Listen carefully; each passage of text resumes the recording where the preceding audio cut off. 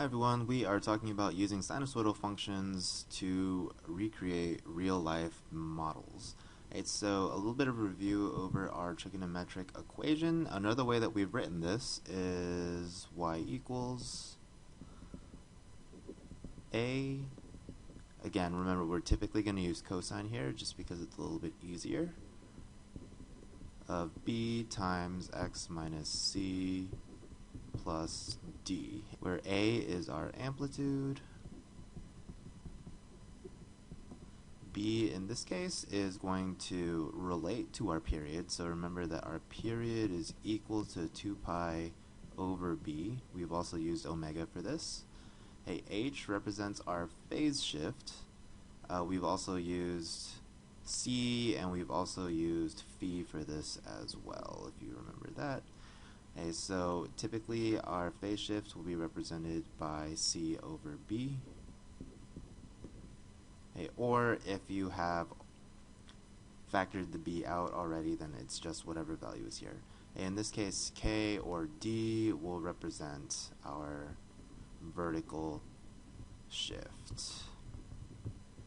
And again, this was our phase shift. Okay. So let's go through an example of writing an equation. So the first thing that we're going to do is look for our vertical movement. I think that's the easiest thing to see. So normally our cosine would have a midline of the x-axis, but our midline has shifted down 2. So our vertical shift has now gone down 2. Our amplitude is the distance from our midline to a peak or a trough. So in this case, from here I go 1, 2, 3, 4, 5 up. My amplitude is 5. It should be the same going down as well. Now I'm going to look at my horizontal movement. So it looks like my horizontal shift is -5. And again, if I'm using sine, then it would be slightly different. Then my shift would be the distance to this point or this point. But because I'm going to use cosine, my shift is -5. So that's my horizontal shift, and I'm definitely using cosine here. I'm not going to have a reflection because I'm starting at a peak. And my period is just the distance from any peak to another peak, so in this case 30. So I'm going to use all of this information to create an equation. So I'm going to start with y equals, I'm just going to straight plug in my amplitude, so 5 cosine of, and now I need to use my b value. And so in order to find that, I know that b is equal to 2 pi divided by my period. So my period is 30, 2 pi divided by 30 is the same thing as pi over 15. Okay, x minus c, in this case c is my phase shift, and if we have already distributed my b value out of there, then I can just straight plug in my phase shift, which in this case is -5, so I'm going to write x plus 5 here. And then my vertical shift was down 2, so that's going to go at the very end. Okay, moving on.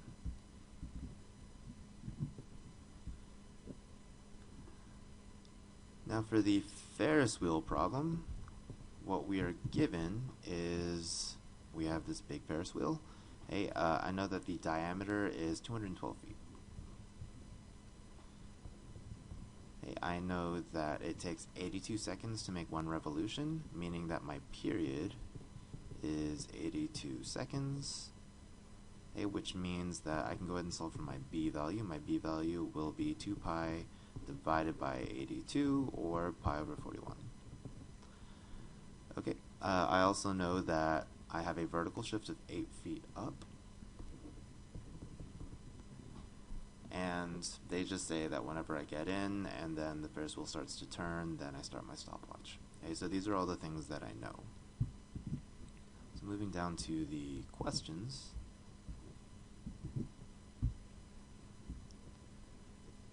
First of all, they ask how high is it to the top of the Texas star? Well, I know that the diameter was 212. I know that we got on 8 feet above the ground, so to the top it's going to be 220 feet. What time will your stopwatch read when you get back down to the bottom? back down to the bottom. So I know that it takes 82 seconds to make one full revolution. So if I get on at the very bottom, and then I start my stopwatch, and then I make one full revolution, it'll just take 82 seconds. Okay, so nothing tricky about that. It asks how much elapsed time will it take to reach the top of the Texas start for a second time. So from the bottom, I've gone around, and now I'm going to go back up. So that's going to be 82 seconds plus an additional 41 seconds for half of a revolution, so 123.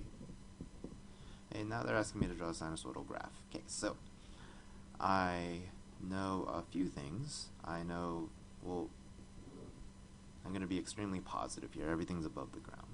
Okay, so I'm not too worried about the fourth quadrant. So the first thing I want to do is figure out kind of my midline. So I know that I'm going to go as low as 8 feet, and I know I'm going to go as high as 220 feet. Okay, so halfway in between there is going to be 114. And that's going to serve as my midline. Okay, so I'm going to go ahead and give myself some dots there. Okay, furthermore, I know that my period is 82. So I'm going to start down here at 8, because that's where I got on. And then 82 seconds later, I am back down to the bottom. Okay, so that means that at 41, I'm at the top. Okay, so using this, halfway in between, I'm going to hit my midline, and I can go ahead and just connect the dots. Okay, and it's going to keep going. Okay, so writing an equation, now I can use all of this information. So let's move on down. So writing an actual equation. Some things that I know. I know my amplitude is the distance from my midline to my peak or my trough. So that was 114 was my midline. And so I know that my amplitude has to be 106. So it's 106. Again, I'm going to use cosine just because it's a little bit easier. Okay, now my period, as we already determined, was pi over 41. Okay, now using the graph that I just drew, I can determine my phase shift.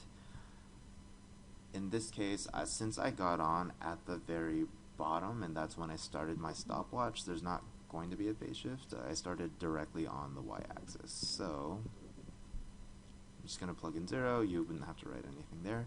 And then I'm going to write my midline for my vertical shift, which was 114. Okay, now the thing is, since I started at the bottom, and typically cosine starts at a peak, this was reflected, so I'm going to put a negative there. Okay, now they want me to predict my height above the ground for certain values, so I'm going to go to my calculator. And let's turn this on. Okay.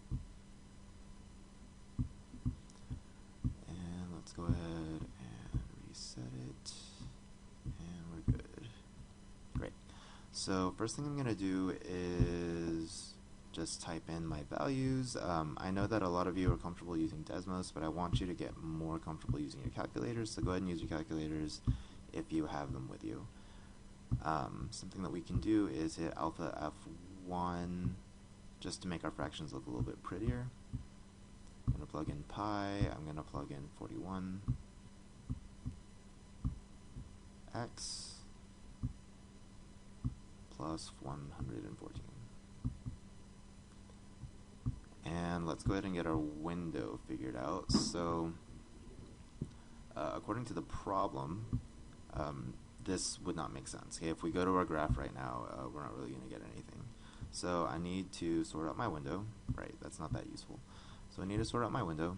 I know that x represents time in this case. My period is 82. So if I type in 82, it'll give me one period. I want a couple periods, so let's just type in 250 for good measure. my y min represents the height above the ground, so I know I'm not going to go below ground, and then I'm going to go as high as, well, let's give a little bit of room, so let's type in 250 there as well.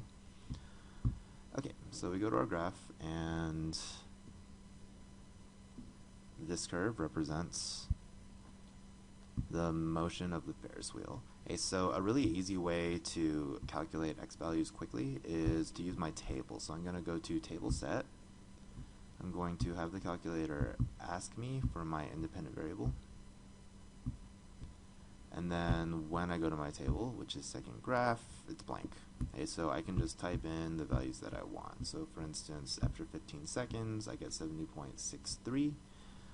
For 75 seconds, I'm at 22.886, so I came back down. And then 5 minutes, just be careful about that because we are in seconds, that is my unit. So I'm going to type in 300 seconds and get 171.62. Okay. Alright, so now they're asking me how high off the ground I was when I started my stopwatch. So I know that I was 8 feet above the ground because I was at the very bottom. And was I moving up or down when I started timing? So since I was at a trough and then I started moving to the left, I started moving up.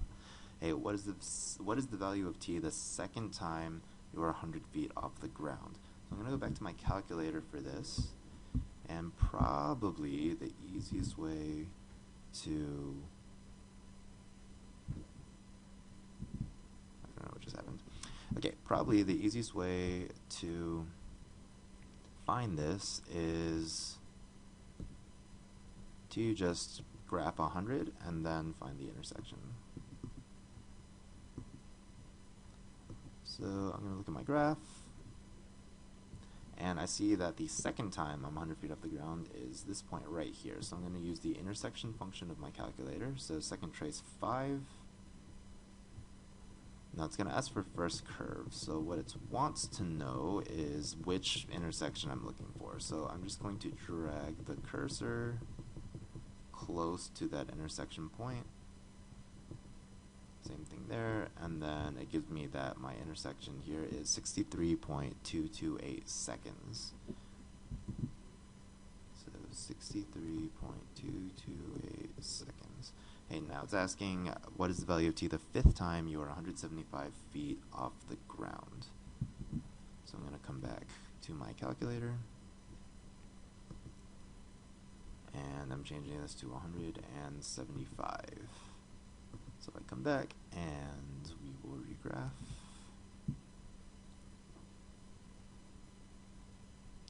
So 1, 2, 3, 4, 5. So right here is the intersection value that I'm looking for. So again, I'm going to use the intersection function. So second trace 5. I have to tell the calculator where to look. So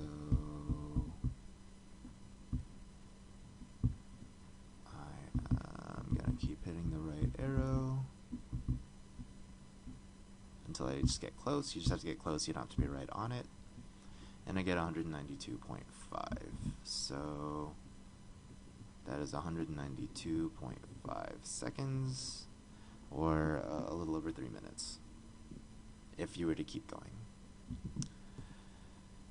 Alright, so that's all that we're going to do in this video. I hope that that was useful, and I will see y'all later.